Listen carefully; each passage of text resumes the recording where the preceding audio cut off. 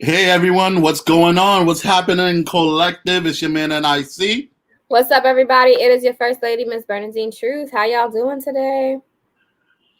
Not much, not much. It's crazy out there. It's a crazy world out there trying to survive. How are you, Bernadine? Uh-oh.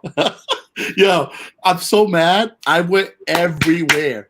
This Everywhere. is how I'm feeling. Can y'all see that? Find one. I couldn't find anything. Well, the thing is like, so I have a lot of my Black empowerment shirts, not from now. I've had them from before, like from Eric Gardner, from Trayvon, you know what I mean? So this is nothing new for me, which I think reflects how I'm feeling. Because I'm like, why are we still here? Like, why are we still here? Why are we still here? That's honestly the only question I have. Like, again, like you're trying to get a shirt now. And the fact that I had this shirt I have hoodies. 3 years ago. I have hoodies. I have a bunch of hoodies. So like I have no problem with the hoodies. But shirts, I don't have too many shirts or anything. I have like but regardless, it's just like, why do I need this regalia to begin with? It's not a fashion statement. It's a statement about the atrocities in which we live in, right? That's how I'm feeling, to be honest. I just feel like just so I don't get into what we're going to talk about in this segment, I'll talk about how I've been since the last time we've been on air. And I just feel like I've just been on an emotional roller coaster of life, like trying to be optimistic and hopeful for change, also giving myself room to live in the moment and be really sad and depressed, if you will, and cry and process, also trying to do my best to empower others to show up and to be active allies or to be actively part of their Black and brown communities. Also trying to recognize that I feel so sad that I don't necessarily have optimism all the time. Like, honestly, like that's how I'm feeling. I feel like I'm a combination of, like, since we've been on air, it's just been a combination of things. Like, even when we had Pilar on our show talking about like mental health and like we were already here because of COVID, and now it's about these racial dynamics as well. Not that these racial dynamics have ever gone away, but they've been exacerbated now given George Floyd, right? So I just feel like I'm all over the place, to be honest, to be sincere. Like I always say I'm a high functioning hot mess with passion, and I am a hot mess right now, and I don't necessarily know when the high functioning factor is going to come in, because I feel like I'm just not at my best. And I think it's because I'm really hurt and I'm really broken. And although it's not a physical ailment that one could see, because it's not my wrist that's broken or my knee that is torn, every part of me is broken and torn. How are you? This is the first time I was talking to someone the other day, and I've spoken to people. This is the first time, I think, out of seeing all of these videos and everything that's happened all the time, that I've actually been affected like this. I was telling somebody, I've gotten numb to it. It's the worst thing to say, but it's my honest truth. I've gotten numb to, another Black man killed by police, another Black man shot by police. It's like every time I see it, I'm like, oh, okay. I'll look at the video, but it doesn't really do too much to me, you know? But so when you say it's the worst, like, what do you mean? Like, is the worst in the sense that you don't have a reaction to it? Like, no, I have a reaction, but it doesn't like really, I'll watch it. I'm like, damn, that's messed up. What happened? But after that, I'm just like, it's a messed up thing to say, but I'm like, this is America. It's kind of like, okay, this is expected. Even though it's one of the most messed up things to expect out of life, to be living your life expecting that, another Black man is going to be killed by a police officer. But to me, it happens so much and so often that I was just like, okay, it's just another thing. Like, that's how it came out to me in the past. I'm going to be completely honest with it. This one, I saw the video the first time. I saw the first video from the gentleman filming him. And I looked at it, I'm like, wow, this is 8 minutes long. And I'm watching it. And as I kept watching it, and I'm like, what? I was like, okay, he's really not gonna, okay. So I got upset. I was like, wow, this guy really sat on this man's neck for 3 minutes. George Floyd, not breathing. And then the next day, I saw another video that was shared. And that is the one that got to me. And it's the one from a different angle where you actually see all the cops on him, Mhm. and you hear him screaming for his mom. Yeah. I don't know why. Who I is don't know. deceased, by the way? What was it? I said his mom, who is deceased, by Yeah, the I way. know. So, and that got, I'm like, no bullshit. If you can see it, I'm already getting goosebumps just talking about it. That got to me for some reason. I don't know why. It got to me. And I literally was just like, what the fuck Yeah. is going on? Like, and from that moment on, I've kind of like turned where I'm like, you know what? No, I can no longer just sit there and just be like, whatever. And then I don't know if it's I had somebody ask me like, hey, is it because you're about to be a father and everything like that? Is that why? Because now you're gonna bring a child into this world. And is it, well, I'm like, you know what? I never actually really thought about it that way, but it could be that and deep back in my mind that's causing that. But I'm like, wow, like somebody did not just do that. And I haven't known how to react. Like I've watched videos, I started crying a couple of times. I've had videos that get me upset. I don't know. I've had like an up and down. It's been a roller coaster for me. Right. That's how I feel. I'm like, it's just a roller coaster. It's like, it's unpredictable. It's unpredictable. I think it's just tragic times. And I think, I mean, and on that note, right? Like, I think that this is the importance of this particular segment. For those of you who are new to the Urban Collective show or have been continuously following us, you know, you all know, like we typically like to have a celebrity guest show up on our show, talk about their journey, their experiences based on what it is that we're highlighting, whether they're a clinician, like our previous episode with Pilar Tucker, or, you know, whether they're a marathon runner, as we've had in segments in the past, or a local politician, or a musician, an artist, whatever the case may be. Again, our guests truly range the gamut. Mm-hmm. But for today's segment, given everything that's been going on in the world, we're like, we need to just focus on us. We need to focus on the host being able to have a conversation, checking with all of you amazing listeners and supporters of the collective, and have a conversation about what it's like to be us in these spaces. I think that, you know, it's beneficial, or by no coincidence, that right now you're also, like, the Urban Collective show is hosted by a Black woman and hosted by a Black man. And I think that in this time, when we're talking about racial injustices, it's important for us to highlight the realities or the dualities and the challenges of being a Black man and a Black woman in America today, right? And what that means with regards to our ability to breathe, but then also what that means in our conversations around social justice, as we highlight or acknowledge the death of Black men more so at the hands of police, more so than the deaths of Black women. And so we're here to have that conversation with you all, the collective. I'm never in my room for the show, ever. Probably won't happen again. I don't know. But for this segment, I'm like, I need to be comfortable, because this is hella uncomfortable. And I was telling NIC before we even got on air that I'm about to cry throughout this segment. And it's not to say that I am or I'm not. I don't know where my spirit is going to take me, but I know that this is heavy. It's heavy. It's heavy, y'all. Oh, And we are living in a day and age where it's as though the civil rights movement never took place. It's as though we didn't lose Martin Luther King and he wasn't assassinated, like Malcolm X wasn't assassinated. Like, we live in a world like, you know, like Rosa Parks never gave up fought to not give up her seat for a reason. We live in a world where, you know, we're acting like education doesn't matter for folks, our police system doesn't matter for folks, or it only matters for some. And yeah, so our segment again is just, we're checking in on each other, y'all. We're checking in. I'm checking in on you, and I see and having conversations, because the people need to hear from us. And I think it's just important that we hear from each other, because I think this is the most we've even been in the same space to talk about same space. Yeah, because I think like we both went kind of like where we were comfortable. I know you, the minute I saw it, you started talking, doing events and everything like that, going into spaces, and that's where you're very comfortable. Me, my biggest thing is I went in behind the scenes, like the TUC page, online, websites. Just I turned into like a crazy person, just wanted to report everything that I kept seeing. But I got onto one note and I was just like, you know what? Let me stop reporting the negative stuff that's happening, because it's everywhere. You'll find it everywhere.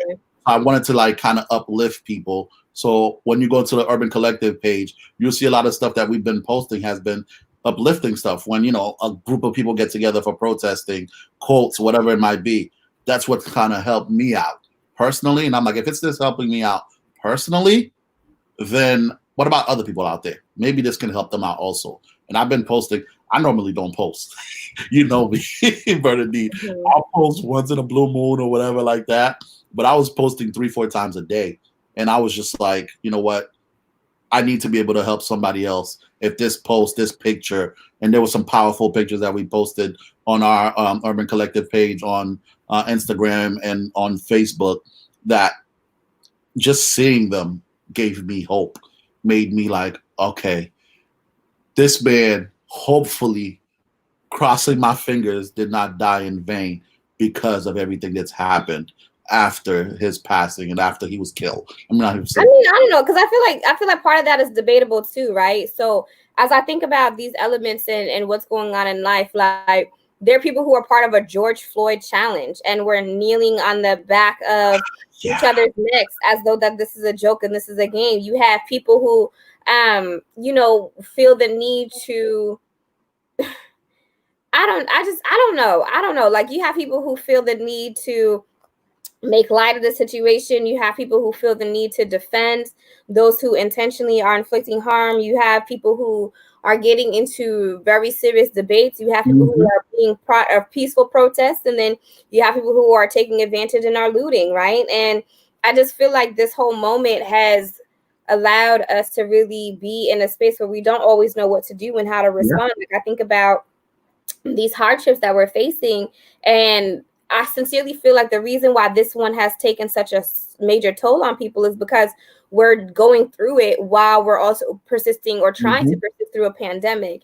And for the first time in my lifetime, we've had to live in a world where everything has slowed down and stopped and expecting us to process what is going on and what we're watching, right? So you're not able to watch the George Floyd video and be like, all right, well, I'm about to go to the gym right now, or I gotta go to the club right now, or I'm gonna go to work right now and physically go into an office, or I'm about to just shoot the ish with my friends or family and not think about it, not process certain things. Like you're sitting in it, right? You're working from home. Now, granted, disproportionately, historically marginalized people are not in that position because I understand that they're working the front lines and are essential workers, but just having a space where things are just not operating in the traditional fast pace that it used to, it's forcing people to really reflect.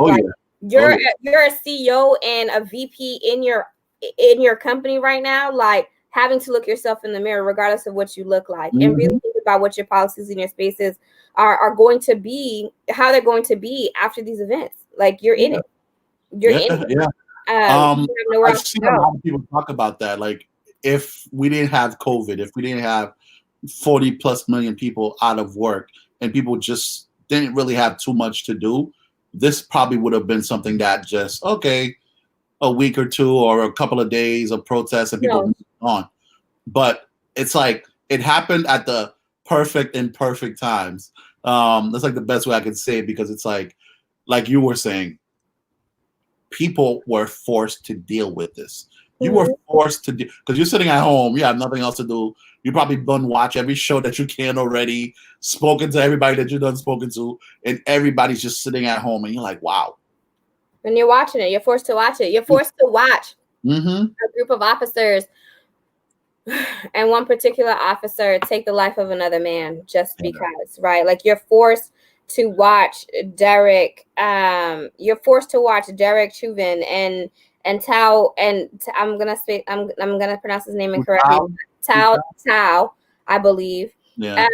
Be in positions where they could dismantle or decrease tension and only implement more tension, right? Like we're living in a world where a woman by the name of Breonna Taylor was killed March 13th in her own home while she was asleep, right? And have police officers go away free. Like we're living in a world right now where the police, who are similarly to our policies and similar to the law, right, are designed to protect, are not in positions where they're in fact protecting people, and people are sincerely losing hope and trust in our police. And right now we're also focusing on defunding the police, right? You have corporations taking a stand to defund the police. You have mayors and governors announcing that they're ready to defund the police. You have celebrities taking a stand and are talking about defunding the police or donating to nonprofits and other efforts to take away from the proceeds excuse me, that go into the police department. And I'm still forced to think, like, is that the solution to all of this? Because I don't know, right? So, and I think, like, what are your thoughts about defunding the police specifically? So, in defunding the police, I'm kind of like in the middle. I'm for it, but how are we going to do it? There's a city in New Jersey, I forgot the name of the city I was reading about the other day, that did that. They went in, they had one of the highest crime rates, and they were like, you know what, we want to change the way the police work. Because you have a lot of police officers that tell you, we're called in for mental reasons, we're called in for domestic abuse, we're called in for some of these things that really we don't really have business being there for. So that I support. So instead of having a police officer come, it's like having a fire happens. What is a policeman doing at a fire that breaks out? They're not going to do anything. They can help, but what much can they really do? Yeah. So yes, I support defunding the police, because when you look at the budget across America, every state, doesn't matter, Democrat, Republican state, whatever, the budget for police is so high, and it's being taken out of these other things like art, especially Massachusetts and Boston. Let's just keep it at Boston. The other day I was looking at a chart that showed you $400 million allocated to the Boston Police Department. Let me repeat that, $400 million. And guess what the rest of the budget was? 100 plus million, or less than 100 million, had to be allocated to everything else. Why is one department getting over what, 1/4, 1/3, 3/4 of that amount? That makes no sense. We need to bring that down. And it's happened in other countries. Over in Europe, you go to certain countries, there's nobody really carrying guns. You go over to England, you go to Paris, they have certain officers. Most of their officers just have tasers and sticks on them. They don't really have guns. And that's because of that. Because they say, you know what? You don't really need a gun. Most of the officers that you're dealing with, people, a taser and a stick is more than enough. If you need the people that are higher up, you have somebody that's very big, or, shootouts happen, they have people in the stations that can come out, that has the machine guns, that has the proper training to come out and say, okay, this dude's shooting up the place, we need to come back and attack, versus everybody walking around with a damn gun on their hip. And the minute they feel anything, they jump. So yes, I am for it, but I want us to be very, very careful. There's still bad people in this world. So you can't say, get rid of the whole police system. There needs to be police, but we need to be very careful in how it is done. And it cannot be done where it's just like, I think study other nations has done it, study other states has done it, or counties has done it across the US.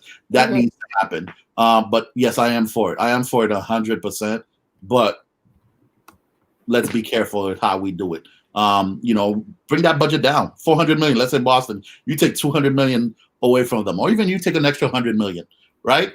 And you say that 100 million, let me put it towards the arts. Let me put it towards finding kids jobs for the summer, so that in the summertime, you don't have all these damn shootings happening because the kids ain't got no damn thing to do. Let me put it towards mental illness. Let me put it towards homelessness and homeless shelters. That 100 million can go a long way. In the summer, if you wanted to put jobs and find jobs for kids, $20-30 million will put kids off the street in the city of Boston alone. And that's not being done. They keep taking away, saying police, police, police, police. We're a very police state and nation. And I think we need to change that. And I hope we do. But yes, short answer. That's a short answer? I trust you. I need to go it. Okay. Yes. Short.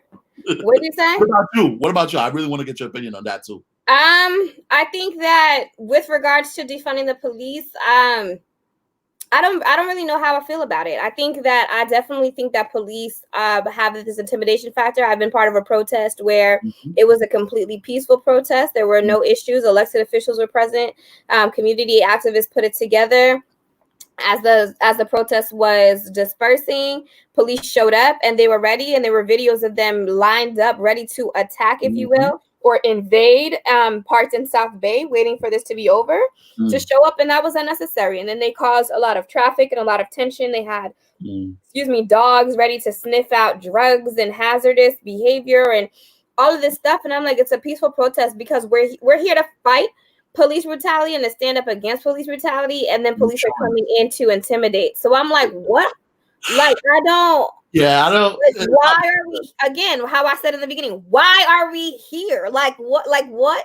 So I feel like to that degree, absolutely. I'm just like, we need to, what I want to defund is not so much the money, so long as it's properly utilized. And the challenge is, but because we cannot actually control and have a real understanding of where the money is going, how it's spent, and who is racist and who is operating under microaggressions and prejudice and implicit biases, like fully, because we don't have that understanding, it's hard to say, well, there aren't bad, like, well, we can't get rid of the bad, we can't only target the bad ones because there are also good ones, right? But the reality is the bad ones are really taking a lot of lives and are making life so complicated for people that you do have to get rid of it altogether in some ways and start over, right? And so I guess maybe I am, as I say that out loud, I am for defunding, but what I'm really for is really pushing cultural proficiency and competency, really assessing folks. Like, I don't believe that you take a test one time and you know what you need to pass for mental health and prejudice, and then all of a sudden you're a police officer and you're a police officer for good. Like, you need to be checked and challenged every 3 to 6 months or something, because the more exposed you are to trauma, the more you have these preconceived notions when you're going into another environment, because that's what learned behavior does. That's what learned behavior is, right? So you're conditioned to react to certain neighborhoods or people or trigger words or statements based on what you've lived. And so I needed to really develop systems to address that and to unpack that. Now, my challenge with people giving other organizations funding is movements also need to have clear goals. And so I feel like part of my concern right now is, in this movement and in this work, like, where are what are the policies we're fighting for? What are the list of demands that we're fighting for? What is the agenda? And I think that as a people, we have yet to really have a unified conversation on what our agenda is going to be and what we're leading towards. And so I'm still a little hesitant to give money towards a lot of other organizations outside of police, because, again, I don't know who's implementing these initiatives and who's pushing these initiatives forward. And that's a major concern for me. And I need us to be able to have more answers to that than questions, particularly when we're talking about safety, because I think that it can go both ways psychologically, right? Like, where the absence of police will help people to hold each other more accountable. But I also think in the absence of police, you might also see an increase of crime. Maybe it's going to be an increase of crime in order for it to decrease, because people are going to be holding each other accountable. And I just don't know. And so what I fear too is that we live in a world of conspiracy. We live in a world of people who are not always ethical. And so, like, what if, police who have backhanded deals in converse, and I'll be honest, again, like, backhanded deals with some people who are like, all right, well, now that we're not on the streets, like, you know what, so-and-so said this about you in your neighborhood and is planning this. And so just setting people up against each other too, right? So now you have the absence of police, just so that police can also plant seeds to how people rival against each other, which will still lead an uproar, because the point was going to be proven that police are needed. And so I want to be mindful of possible conspiracies that might come from this and all of that. And so, again, ultimately, I think what I'm for is a more ethical understanding of how we're going to resolve and address our challenges around police brutality, given what we saw for George Floyd. But I don't want that to be our only focus either, because I think as a Black and brown community, like, there's a lot more. There's a lot, right? There's a lot that impacts our well-being. It's not just police. We still have to talk about economics. We still have to talk about mental health. We still have to talk about the school to prison pipeline system. We still have to talk about the glass ceiling in places of employment.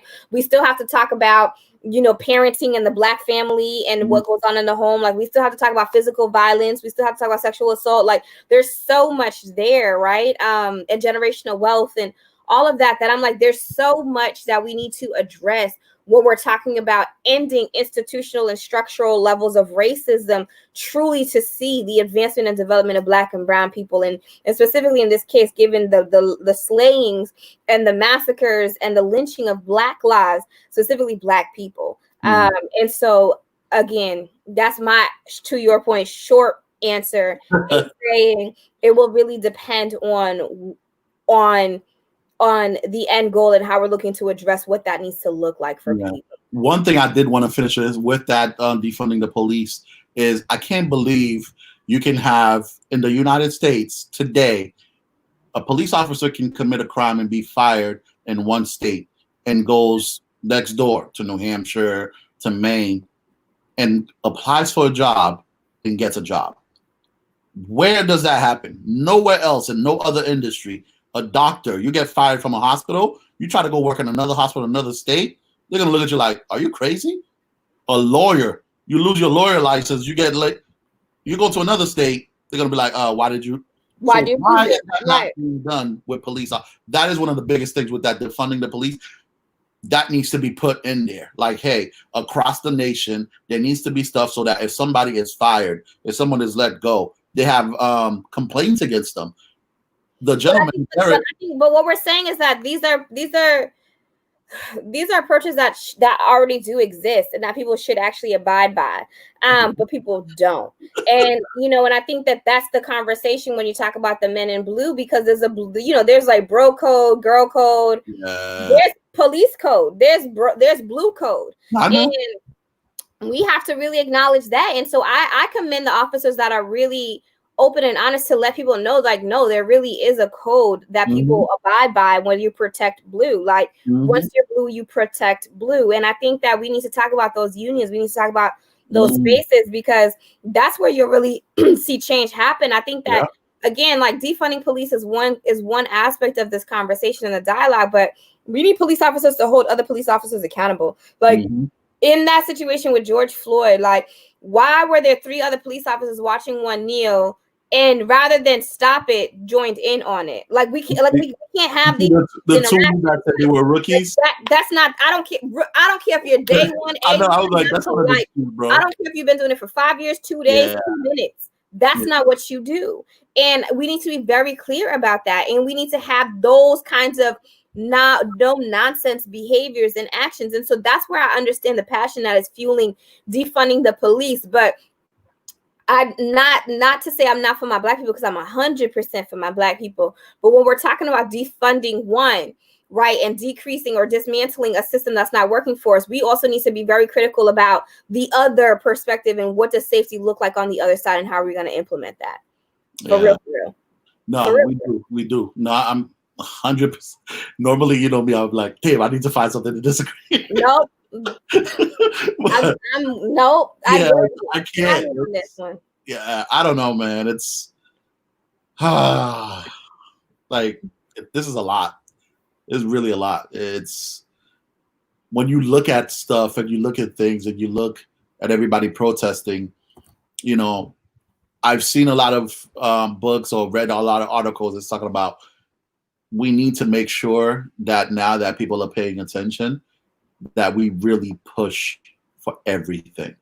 Push real hard. Let's not just a week, 2 weeks. This is something that may be going on for the next month to 6 months, because things are not going to change overnight. Things are not going to change overnight. Yeah, people are overwhelmed. Everybody's reacting. You have all these CEOs. The NFL's coming back like, oh, we're sorry. We should have not ever told Colin Kaepernick to not take a knee. All these people coming out the woodworks. But sometimes in the back of my head, I guess it's just me. I'm like, are they just doing it just to come out and make a statement because their bottom dollars are being affected and everything like that? Because they know Black people, we are one of the minorities in this country, but we are one of the biggest spenders with our money and cash and how we spend it. We have a very, very, very powerful hand in how we spend our money in the marketplace nowadays. So I'm like, is that why? Sometimes it's like when certain people come out, it's like, okay, I'd rather you tell me the truth and say, hey, F you. I don't like Blacks, or, F niggas, whatever. I'd rather you come out and tell me that, because I know who you are, versus trying to cover it up and be like, oh, Black Lives Matter or anything like that. If that's how you really feel, great. But I feel like some of them, it's not genuine. There's certain people I've seen say stuff and I'm just like, but I'm trying to keep it calm. I'm trying to keep it calm, so I try to leave it alone. But there's a couple of people I've called that I'm like, bro, no, you need to stop, or girl, you need to stop. Whether it's been from work or anything like that. Yeah. No, it's real. What does progress look like to you then with regards to solving this? Progress. It needs to be, laws need to be made. Laws that cannot be changed. But laws need to be made. Changes need to happen that way on a federal level, not just on a state level, on a federal level. And I don't think with, Mr. Orange being in office, that's going to happen. So it's probably something we're going to have to wait till, hopefully, pray, Lord Jesus, baby Jesus, come November, we get this man out of office. And that will change. And even Biden, too. Biden even came out and said, no, he doesn't, he's not for defunding the police and everything like that. But yeah, that would be progress. I think federal laws need to be made. State laws need to happen. It's slowly passing. You had Minneapolis that just voted, I think, today to defund the police. You had New York that just came out with the Eric Garner no choking law and everything like that. So these little things need to happen, but we need to follow through with them. Not just pass the law and just ignore it. Follow through with them. No, absolutely. I think that we definitely need to have legislation play a role. I think that the law needs to really be about justice. I think the law really needs to be about being equitable, needs to really, in this case too, be equal, because, I always talk about equality, or equity, right? And like providing people with the tools and the support that they need to get themselves where they need to go. But I also think about equality for real in our justice system, because the truth is a Black man can face 15, 20, 30 years extra on top of what some white man would be charged for committing the same crimes, right? Or we've seen cases where white young people are tried in court for committing atrocious crimes and are let go because they're so young, they're so innocent, they had social cultural exposure, they were trying to figure life out.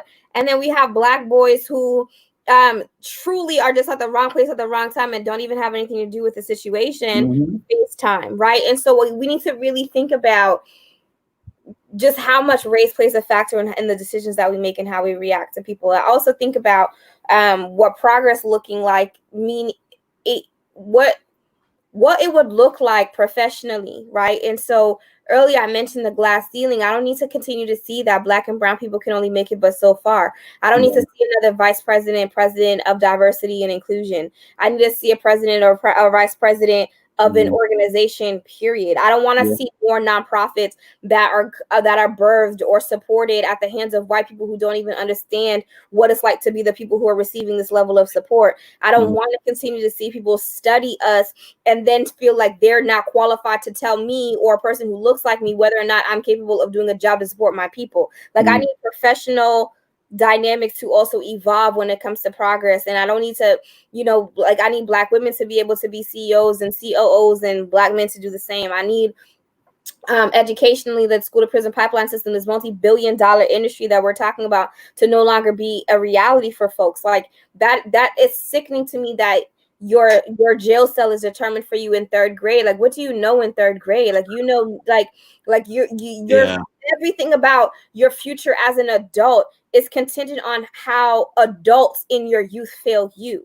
And that is problematic to me, and that needs to be addressed. So change and progress looks like unpacking those real issues. Change and progress looks like the Black and brown community really addressing that we struggle with mental health, and that white people need to it also means that white people need to understand that post-traumatic stress disorder is not just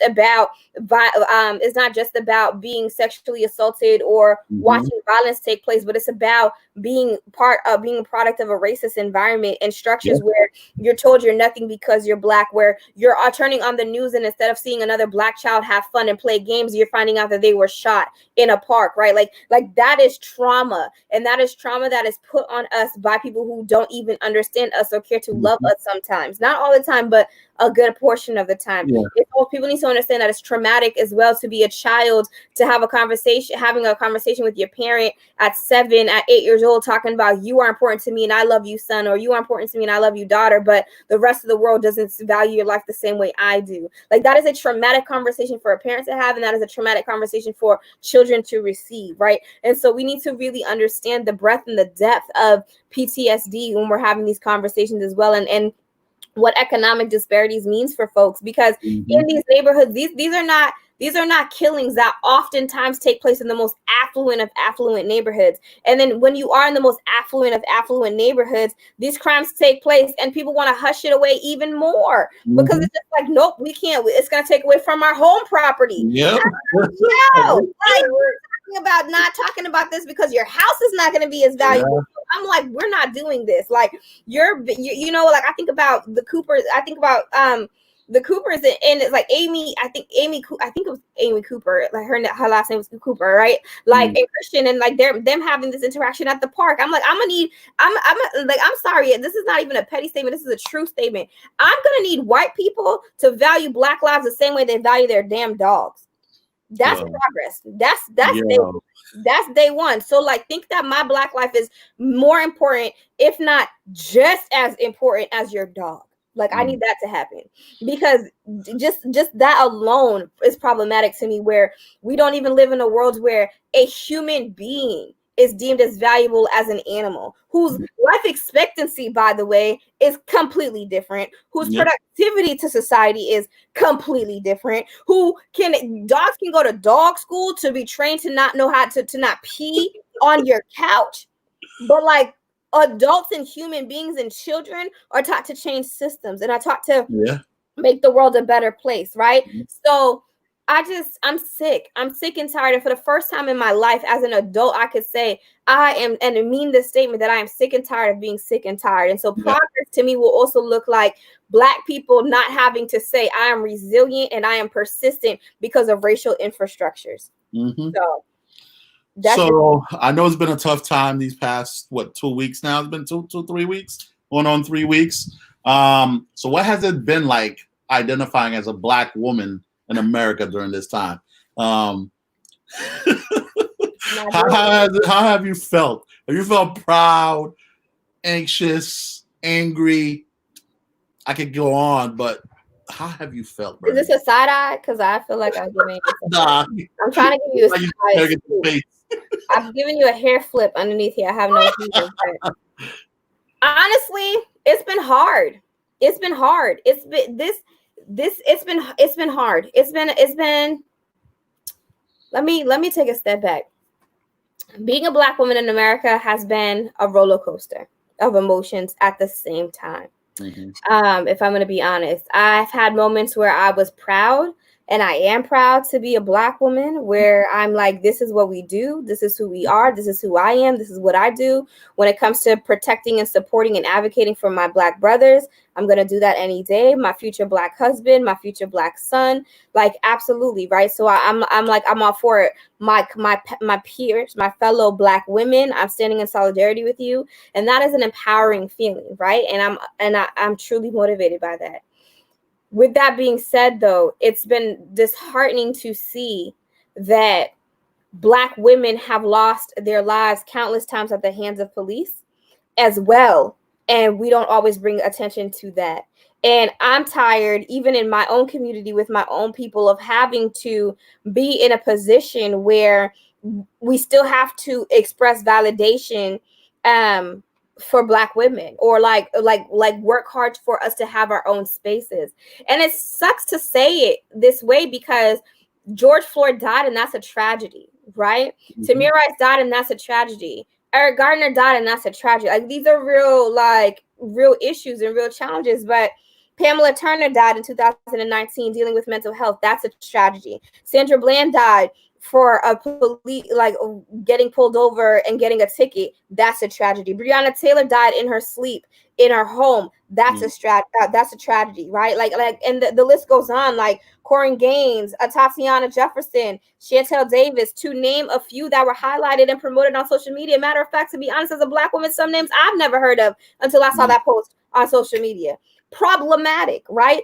And so I feel like I'm furious. And this is not a new feeling for me either, where I feel like once again, Black women are forgotten. Once again, Black women are dismissed. Once again, we're not presented the same way. And so I've been recently using other hashtags too, like, yes, Black Lives Matter, but it's like Black women matter, right? Because I think that we need to understand that Black women are also part of this room, like these conversations. Black girls matter.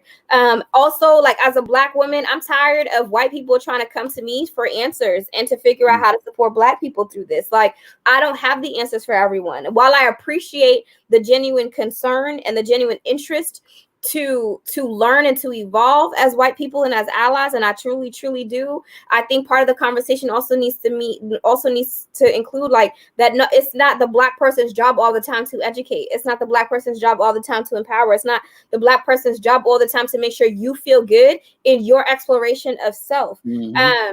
And as a Black person, I have to challenge myself in really understanding when I'm going to speak up and when I'm going to stay silent, and being okay with whatever decision I choose that day. And even for this conversation to be in this space, I think I have to understand too that my thoughts and my feelings will forever be changing depending on the day and depending on the environment. And that is also okay, because that's what evolving and evolution looks like. As a Black woman, I'm also really scared because I don't know. Every time I talk about police myself, or every time I talk about upward mobility and professional development and advancement myself, every time I talk about the school to prison pipeline system, I pray that I live in a just world that understands just how unfair these systems are and don't penalize me for it. But I don't always know, right? I don't know what that's going to look like and what that's going to be like.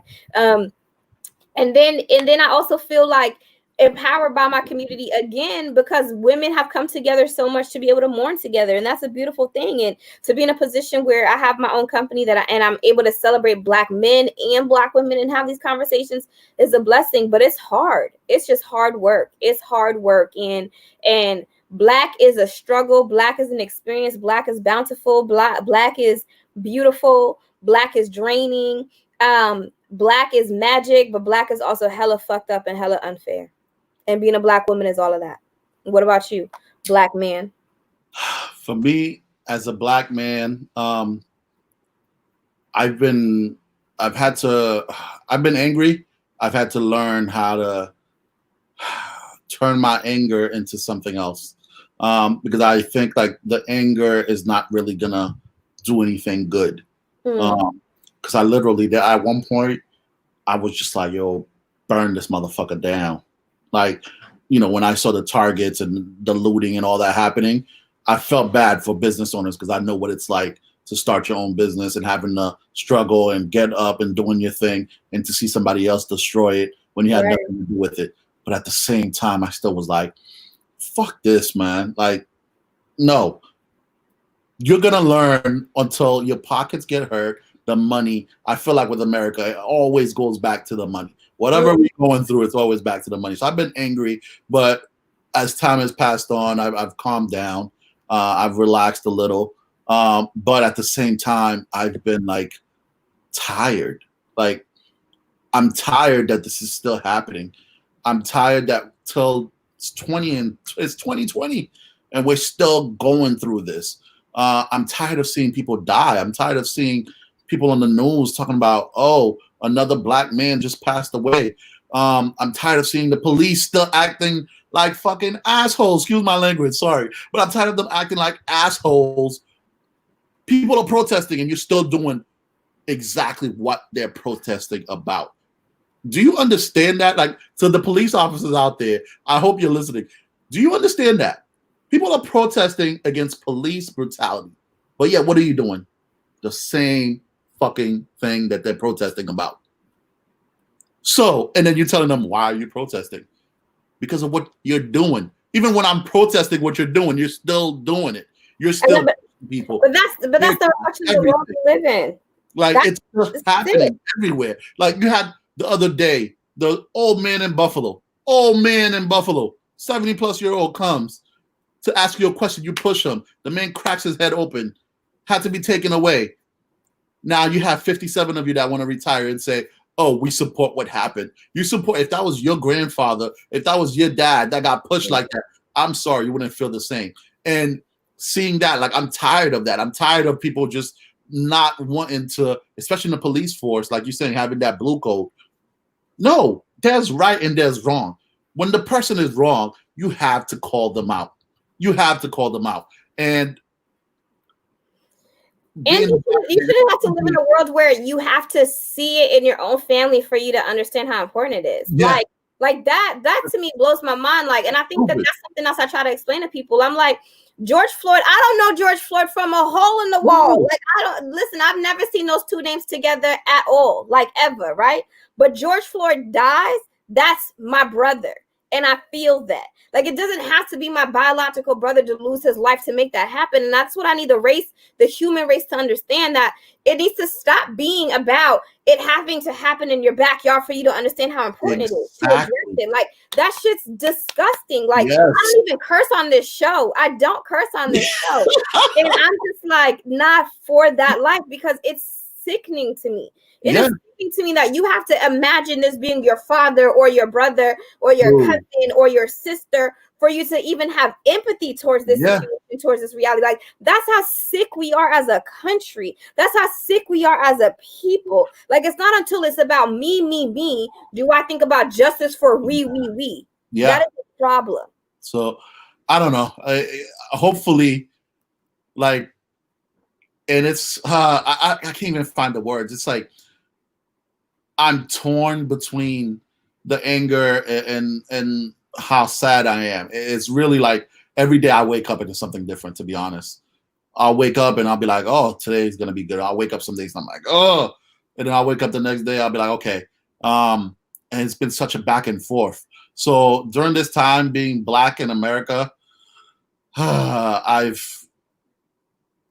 don't know. I'm looking at this country and I'm just like, wow, this is our country. Like, I'm like ashamed. I'm like, look at us. We're supposed to be one of the most powerful countries in the world. Not country, the most powerful country in the world. And so this we couldn't even handle a virus. So and this is what we're doing. And the virus was new territory, okay? I know. And this is old territory. Racial stuff is not new conversation. So I don't know. It's still here. And that's the sad part. It's still here. It still hasn't been dealt with. It's been like brushed under the rug. I feel like every time there's something big that happens, I was reading something about, oh, the Blacks were freed, but you still were oppressed. Oh, okay, you're allowed to vote, but you're still going to change the voting centers. It's always been like, oh, okay, you think you're at the finish line, but then they added another mile. You still at the finish line. That's intentional. I actually think that part of why this is part of why I'm also very critical of this time is, and I was saying this to a friend the other day.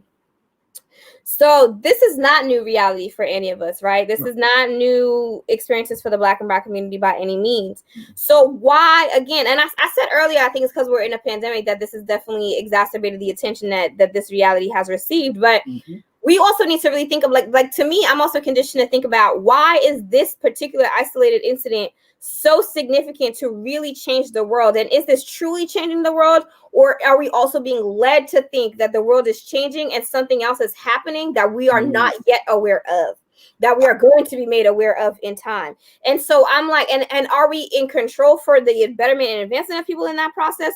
Or are we about to be in this we got situation? And I'm not just talking about Black people. I'm talking about Black people, white people, Asian people, Latinx people, like everything, because we're still living in a world where even in an economy that is tanking because of COVID and all of this, you still have the class system playing a role in what our world looks like. And we still are living in a time where we are needing to follow through on a presidential vote and on a presidential election. Like, we're still in a time where there is an entire pandemic that is impacting our economy and the lives of real people. Like, so right now, even we're focusing on police, which is important, but I'm like, what about the other list of things that we need to focus on? And I'm like, is this an opportunity for us to merge all of them as important? Or is this an opportunity to really force us to just focus on one thing, so we're not actually giving attention to others and shit's going down in these other spaces, right? And so I just always want us to think critically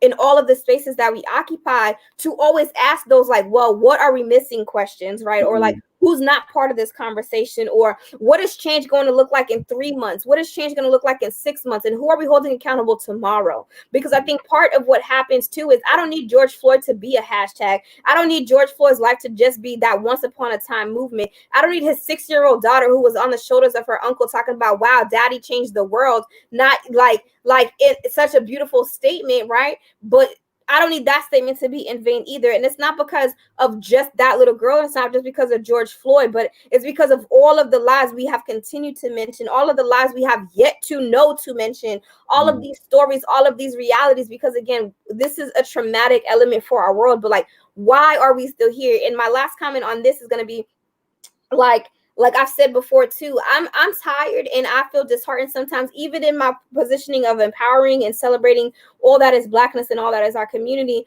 because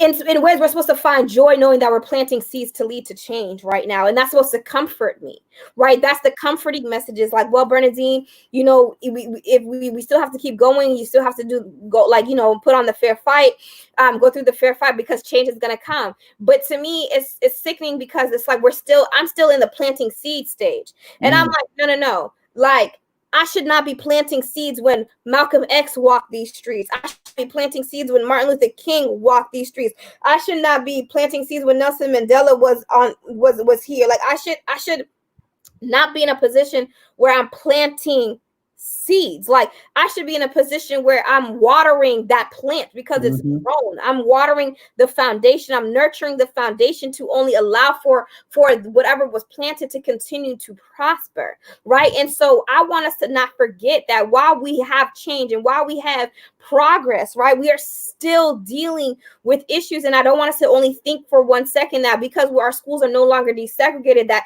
segregation does not take place in our schools. I don't want us to think for 1 second that because Black and white people can live in the same neighborhood, that racism and red zoning and redlining is still not a product of why Black and white people cannot afford stability the same way. Because while we live in the same neighborhoods, who owns in those neighborhoods versus who's renting in those neighborhoods? I need us to I need us to not take for granted the fact that there are home buyers programs that are in existence because this shit is racially unacceptable and inadequate. Like I need us to think about the fact that there are so many nonprofit organizations that support at-risk youth and children and mental health because they are not supported and because there is no community in these spaces. Like real life shit needs to be assessed in these dynamics. And again, it's just like we need to really, really understand that progress is about us truly being radical and making changes happen by calling out the injustices and by recognizing progress for sure, but not being content with the progress that was made. Because again,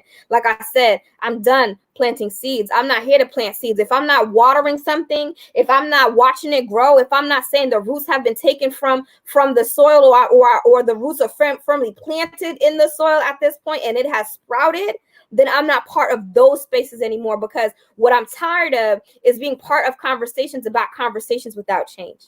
And I'm not for it anymore. I'm done. Well, moving on to the next question. We can stay at this all night, so we have to move forward. What does healing look like for everyone during this time? You want me first, or you want to go first? Because I'm like, bye. So, for me, healing in America, and I'm going to talk it in as a country, is for us Black people. For me as a Black man, healing needs to be. We need America to be accountable. We need the people that are in power to be accountable, and not just brush it underneath the table or just say, "Oh, what are they arguing about now? Or what are they complaining about now? Oh, we did this, we did that," and choosing to ignore it. Healing needs to be, we both need to acknowledge what happened and let's move forward together.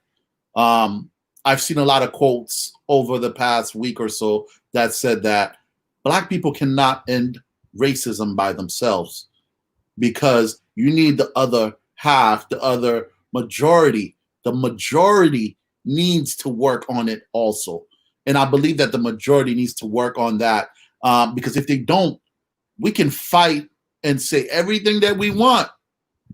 If the majority is not changing their mind, nothing is going to change, because they are the majority. Until we become the majority, or until we are all on equal footing, it's not going to change. So healing is basically, America needs to understand, okay, this is why they're mad. This is why they're upset. We understand. We apologize. We acknowledge it. We acknowledge. And I think that's the biggest thing. You have a lot of people across this country that say, oh, I'm not racist, or racism doesn't exist. What do you mean? And we're not just talking about, oh, somebody coming to you and calling you the N-word. I think that's what a lot of people think. A lot of white people, they think, oh, I don't go around saying the N-word. That means I'm not racist. But you have all these different type of prejudice that's going around. You have all these people presume certain things about you because of the color of your skin. And like you're saying, from healthcare, housing, and your job, everything. I hate when I'm at my job, or I'm at work, or anywhere like that. I've been at work in the past, not in my current position, where they're like, wow, you're very smart. And I'm just waiting for a black guy. I'm just waiting for them to add that. But you know damn well that's what they wanted to say. But then I gave them that look like, really? Are you really? So I need that. Today. Yeah, I need that to get us all. It takes all of us. All of us need to, okay, let's acknowledge it. Yes, we're fucked up. We're a fucked up country. We're a fucked up nation.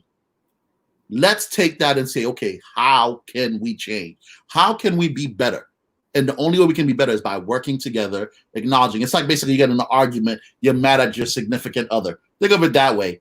They cheated on you, they whatever. You're like, damn, I'm hurt by this. I'm hurt by what they did. But okay, I forgive them. Now, how can we work together to move forward and be better in our relationship and have a better relationship? Because if we all have a better relationship, America's already the most powerful country in the world. We could freaking skyrocket. Imagine we were all on equal footing. Imagine that day that happens. We're all on equal footing. We're all on equal footing. And I think that's what, for me, that's what healing will look like, when we're all acknowledge it, we all work together and move forward together. I feel like healing, though, I think that that's the world that I would want, is for us to be in this together. I think that that's the end goal, but I don't think that's what healing looks like right now.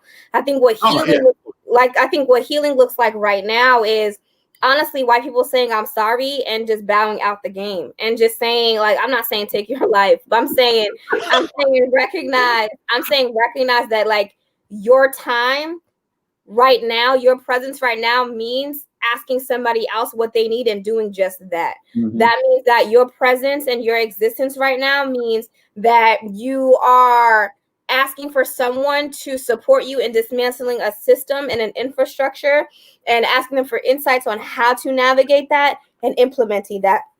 That means that you are, as a white leader, resigning from your role to make room for other people to show up, to be leaders in these spaces. That means that as a white convener of a nonprofit and, running an organization, you recognize that while you are good intentioned, you may not be the best person to lead it. And so you're going to hire all of the people who understand what it's like to live these experiences to run these spaces, because that is important. Because again, we can't put words out there like representation is important, access is important, equity is important, yet we are not creating infrastructures that provide access and implement equity and really allows for representation to be like stop living with buzzwords and start living with action, right? And I think that we need to be very intentional about doing that, and we can really move forward with that level of healing we're talking about. I also think that in our communities, in our spaces, I need Black people to understand that as Black people, we also hurt our own progress, and we also hurt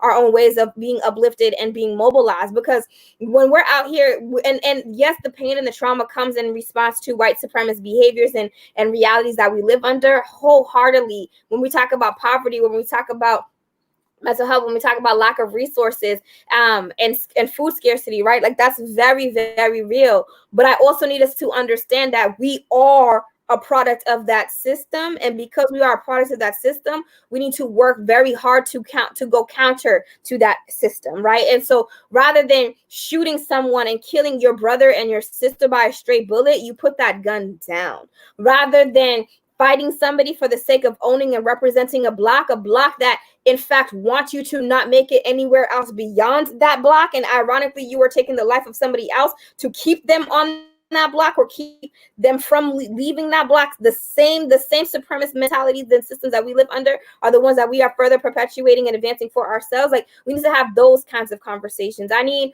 people to understand that we have systems in place that intentionally limit our progress and our advancement, and we play a role in that now too, because the difference between now and the 1950s and now in the 1970s and now in 1920s is that we understand that these infrastructures exist. Now, not everyone has access to understand just how much of a role they play in this system, but I think that those who understand it and those who are very knowledgeable of it need to do their best to educate and to empower the community. I also think that as a Black community, we need to really unify ourselves and understand what our agendas are. What are our list of demands? Like, what are we saying we are fighting for? Like, that is healing, and that to me is healing, because that means that whether you are African, whether you are African American, whether you are Afro-Caribbean, whether you are Caribbean, whatever, Afro-Latina, whatever it is, we're all in this together, right? And so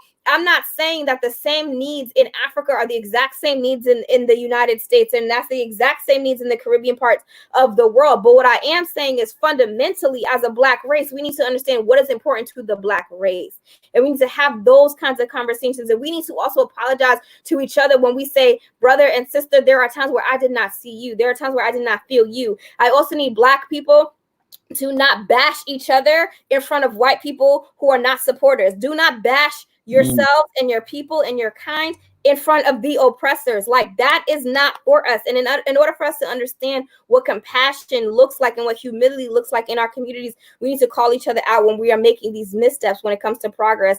And again, like I said, when it comes to white people, I don't even know if you're an ally or not. I don't know where you put yourself in the system, where you put yourself in the problem, but recognizing and not debating that you are an oppressor. You are an oppressor by default, by nature, by way of being, based on the infrastructures in which we all live under. So I need us to show up and understand. I need them to show up and understand that, and have those conversations and teach yourselves, okay? If you want to know what's the best book to read, Google it, because I'm sure a Black person's going to try to Google the list for you. So Google the list for yourself. If you want to understand what Black organizations you need to go out there and fund and what organizations you need to go out and support, I need you to Google those organizations and feel like you can support whatever one speaks to you. If you're going to try to go and understand how can you dismantle racist infrastructures in our education system, there are thousands of books that talk about it and scholarly published articles. Like, the information is there. So like, you do not need to have that conversation with that one person to change the game. Like, you need to try to empower your own mind, and we all need to unpack our own learning and our own conditioning to really understand just how we are all, Black, white, Asian, Latinx, whatever, are victims of white supremacist systems to begin with, in order for us to really, again, heal. So it's going to be white people saying I'm sorry. It's going to be Black people checking Black people. It's going to be Latinx people understanding that they are just as much a product of this as well, and Asians, because you know what the truth is, the Latinx and Asian community have also advanced off of the same fights off of Black people, but somehow we forget. And I need people to not forget the world that we all live in, and like, again, bringing it back to the human race, just how much human beings all matter, period, for the sake of being human beings. Like, I'm done. Like I said, I'm not here to plant seeds anymore. I'm like, these are the same conversations on repeat. These resources have been available for decades. Like, these are not new. These resources have been available for so long that people are rewriting the same ones. Okay, new names. And I'm like, hello, history is legitimately repeating itself. So I'm like, stop. And I need people to stop pleading ignorance. Okay, if you say something racist and you do something messed up, acknowledge it. I don't need white fragility. I don't need white tears. I don't need Black people trying to save and accommodate the white feelings either. I don't need Black people trying to be like, well, I don't want to stir the pot a little bit. I need everybody to unapologetically show up for justice, because justice really matters. Done. So in an ideal world, so what would an ideal world look like for us in America? And for me, it would be not having to worry, not having to get up and worry where my godsons, my nephews, or anything like that, not having to worry for myself if I'm walking out there and I'm being out there that something may happen. Like you always have it in the back of your head, in your back of your mind, like, fuck, I have to worry about how I act around this. I can't really be myself. I have to put on, it's like, I feel like we're always acting.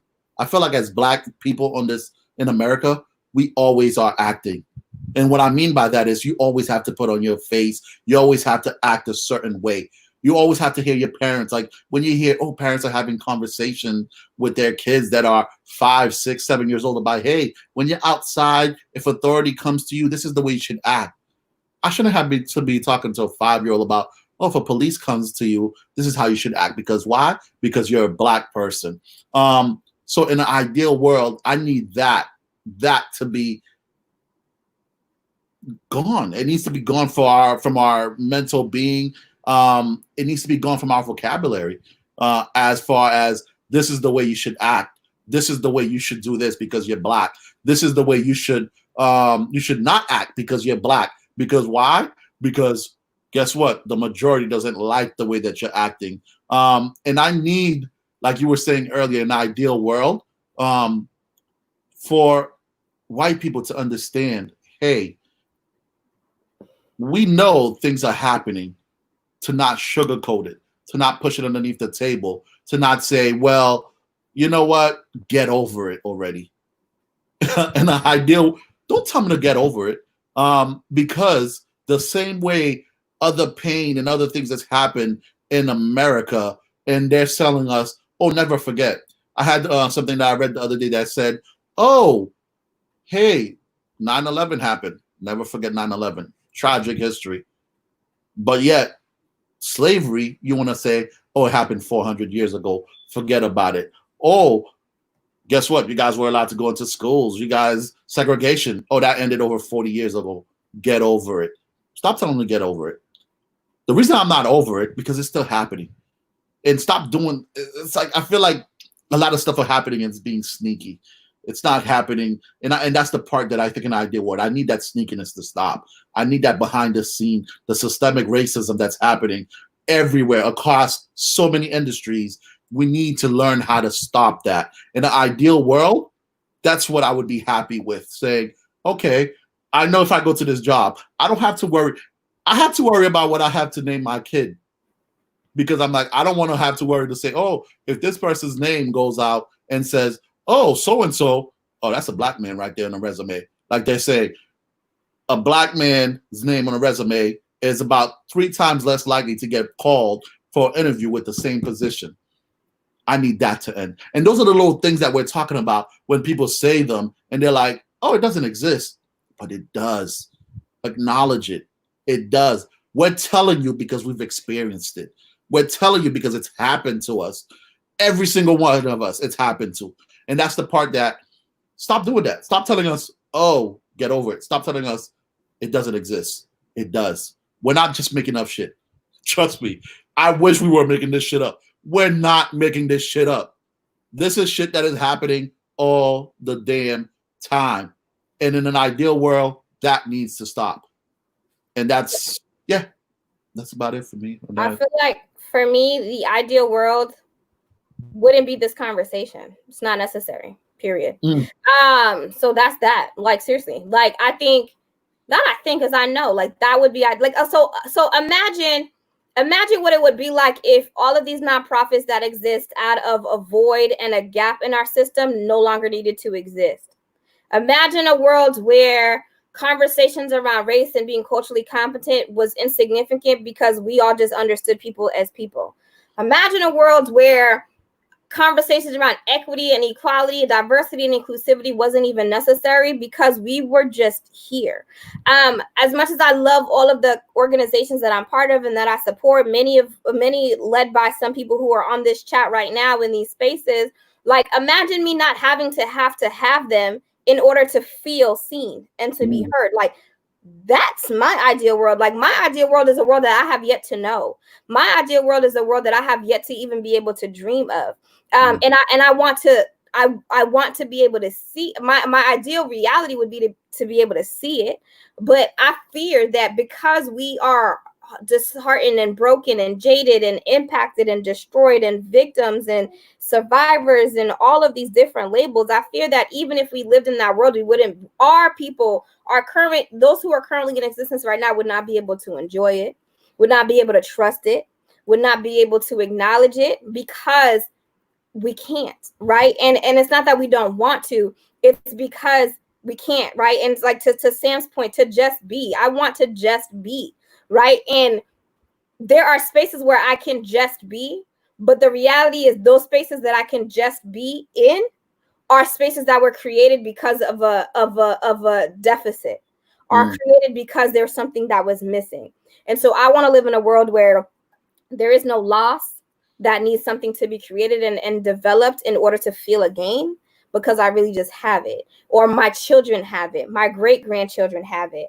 I want to be able to walk freely and not worry about being shot by a stray bullet, and not have to think about how I feel about that stray bullet, because am I mad that that person shot me, or am I mad that this person is a victim of a systemic construct that led him to purchase the gun, to then be so violent, to then have enemies, and then enemies think that they really are enemies when they truly could be friends in another lifetime, should they have enough, right? And me even having to have this debate in my mind.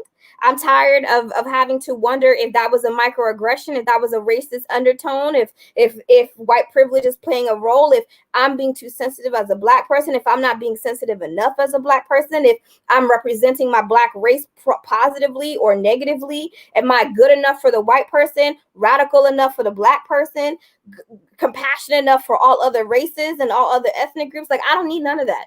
I don't need any of that. I really don't. I think that the ideal world will allow us to be who we are. But again, the realities to me, though, is the ideal world, we're far from the ideal, because the dynamics in which we all came to be are tragic. And the truth is, Indigenous people were stripped and murdered on their own property. That is what birthed this space. The realities are, a constitution was written to not include everyone to begin with. The realities are, community colleges versus traditional higher education colleges were also created to separate different tiers of whiteness. The realities are, economics really impacts a plethora of human beings in neighborhoods. Like, and it's not to not be hopeful or optimistic. It's the reality. I think again, the ideal world would maybe, I guess, in more reachable terms, would be us acknowledging the truths for what the truths are, and then really trying to do our best to move forward from there. And not some of us, but all of us, because I want to rest easy when I pass away, knowing that my grandchildren, at least, if not my children, will be able to live in a world where this conversation never needed to take place.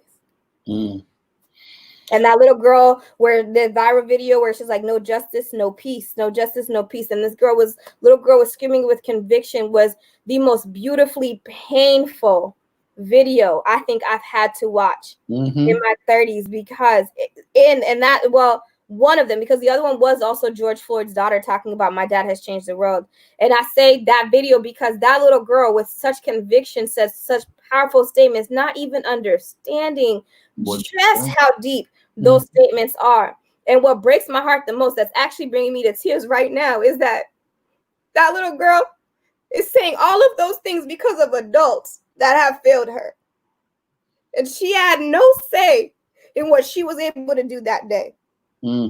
Because that day she needed to be in that rally, because somebody who looked like her is not as valuable as her. And instead of playing at a park like a child should be doing, she is marching, hoping that when she is 18, when she is 20, she can be seen as a person. Yeah. And not as a radical revolutionary, not as a protester, not as a thug, not as a terrorist, not not as anything other than the beautiful soul for which she was and which she is. And it breaks me to know that we live in a world where we're constantly having to fight these realities. And even in this episode and having to have these conversations, I read about people who fought for this. Like, why am I still here? Why did I buy this shirt 4 years ago and it's still relevant today? Still relevant. Still fucking relevant. Like, why? Right? Like, why am I on a live streaming conversation, shedding tears, not just for my Black people, but for the white ignorance too, for the Latinx folks too, for the Asians? Like, why? Why is there so much brokenness in humanity, in the Black race, in the white race, in the brown race? Why are we so hurt? Why are we so broken? And most importantly, why are we still not brave and courageous enough to show up every day to change it? And why is this a movement when this should not be a movement at all? Because it shouldn't be necessary. Yeah, it should be history. So our last thought for you guys, the collective, is words of advice that we should give to you.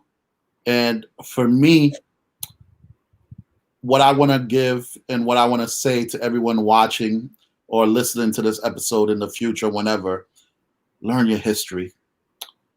Without learning your history, there's that quote that says, those that don't know their history are deemed to repeat it. And this is so true nowadays because we keep seeing, like Bernadine said, she bought a shirt 4 years ago and it's still relevant. We're still repeating the same patterns over and over. We need to learn about our history. We need to go in and do research ourselves because guess what? The school system has failed us. The school system doesn't talk about Black history. We have the shortest month of the year and they choose that as Black History Month. But even then, the only person you really hear about is MLK. They barely talk about Malcolm because you know why? Malcolm scared them. And it annoys me that we as Black people, as colored, Black and brown, we don't go and learn about our history. I'm Haitian. I'm very proud to be Haitian. And I've learned and read about my history and learned stuff that I didn't even know when I was a kid because nobody told me about us abolishing slavery, about us helping other countries at one time, how powerful we were as a Black nation and how we were oppressed and pushed down. But not just that, in America, all the things that are happening, all the things that's happened and how it's like, I feel like our history, it's whitewashed. It's very whitewashed. And I think until we know our history and we realize all that we have gone through, we realize all the pain, all the hurt, everything that we have gone through, I don't think it will hit us. And if we can get a little piece of that, if we can understand a little bit of it, that will help us out. Because then when somebody comes and says something ignorant to you, when somebody is not doing what they're supposed to be doing, and once you experience that racism, you will realize where it stems from. You'll realize how to better address it a lot of the time versus just being angry, just being mad, and just responding with just violence all the time. You have to understand your history. Understand your history, and not just American history. Understand we were kings, we were leaders, we were scholars before they took us from our motherland and brought us here for cheap labor. Understand where we come from. Study that. There's books. There's online. Go somewhere. Google it. There's plenty of books. Matter of fact, I'll put a link if you go to our Urban Collective show. I'm going to put a link with all the books and a page with all the books that you can go look up and read. Read the history of Africa. Read our history. Figure out what we've been through. And then, well, I think it makes you value yourself more. Because as Americans, you see when you hear the story of America, the 4th of July, people are parading around, the flag is waving, we're a prideful bunch. because we know our history. They tell you our history, and they tell you, oh my God, we were oppressed and we became free. It's such a powerful thing. Learn your history and be as proud about your history, whether it's bad, whether it's good, but be as proud about your history, our Black history, as white America is about their history. That's my word of advice, my last word for tonight. My last words would be, starting with, and that's for Black folk, brown folk, white folk, all folk, Latinx folk, whatever, Asian folk, every folk, human folk, is stop thinking that this is accidental and recognize it was all on purpose. And once you recognize and understand that it was all on purpose, that should fuel something. And that will ignite you to understand that in order for us to unpack and address and change, we also need to do that on purpose, not accidentally, not fearfully, but intentionally. And that, I mean, honestly, I think I really think that that's that for me, because I said everything else already. But again, these infrastructures that we live under were not accidental infrastructures. They were intentional infrastructures and systems to divide, created on purpose. So what are we going to now do as a people, as a human race together, to address this on purpose?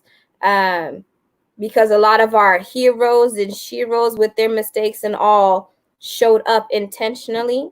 And so how are we going to show up intentionally? And so to all of you, I encourage you all to show up in all spaces with intent, with purpose, with presence, with physical voice, or I don't like to say the word passive or silent voice. If you feel like that silence is more powerful in that time, I leave it to you to decide. But I need us to really live with intent and with action. And I'll continue to say that, live with intent and with action, because these systems and infrastructures we live under right now were purposely created. And it is our job to purposely dismantle it. And it is our job to not eat everything we are fed. It is our job to question the minerals in every product. It is our job to even have debates with each other. It is our job to think about what are we missing. It is our job to think about what are we over capitalizing on. It is our job to think about what we give too much attention to. And it is our job to say, I am sorry. It is our job to say, you hurt me. It is our job to say, you were wrong. It is our job to say, I was right. It is our job to show up for ourselves. It is our right. It is our responsibility. And I need everyone to do that. And I need everyone to understand that we need to do it for the collective of the human race, not for one in particular over another one. And white people, somebody on the chat said, white people, they're not here for us. We can't wait for their approval. Absolutely not. So with or without you, I'm showing up on purpose. I need you all to show up, white people to show up on purpose, not for yourselves, because y'all have been doing that. I need you to show up on purpose for change. Well, collective, thank you for listening. Thank you for tuning in this evening. For anybody that hears this episode in the future, thank you for watching. Share, like our comment. We appreciate everybody that was listening with us today, everyone that commented today. Thank you, thank you, thank you. Thank you, Bernadine, for sharing this moment with me and talking about this, because this is something that needs to be talked about. It needs to be heard. It needs to be shared. So thank you. And as always, we want to tell everyone you can follow us online at the Urban Collective Show on Instagram. You can also follow us on Facebook at the Urban Collective Show. You can follow us also on TUC Show 3, Bernadine. I always forget it. We're on Twitter. So look it up on Twitter. And then last but not least, we are on YouTube at the Urban Collective Show. So share this video. It will be posted live right after this is done. You can share it, send it to a friend, tell a friend to tell a friend. Get the word out there. And yeah, that's it. And as always, we love to end off every single segment with a motivational quote. In today's conversation, we focused on a lot with regards to race and justice and police brutality and infrastructures and systems. And what it's like to be a Black woman in this time from my voice, and what it's like to be a Black man in this time from NIC's voice. I should be signing off just with this quote, but I also want to remind everyone, or to encourage people to think about the fact that we're living in a world too where we're positioned to think Black lives, Black men matter in one way and Black women matter in a different way. What I urge everyone to think about and to consider is that Black lives matter holistically and collectively. I've continued to say that, and I just wanted to make sure I closed out with that, because tonight we are grieving Blackness in so many ways, because it's painful, it hurts, it is scary, it is beautiful, it is empowering, it is amazing, it is lonely, it is full of community. It is every word one could use to describe every element of life in one, and that is because we are human beings. And as humans, we matter. As humans, we need to be seen, and as humans, we need to be respected. And so I want to close out with a quote by Bell Hooks, who says to the people, "I will not have my life narrowed down. I will not bow down to somebody else's whim or to someone else's ignorance." So we have responsibility to ourselves to show up and to show out and to never bow down to someone else's ignorance. So to the collective, to NIC, to everyone who's listening, watching, and supporting, I love all of you.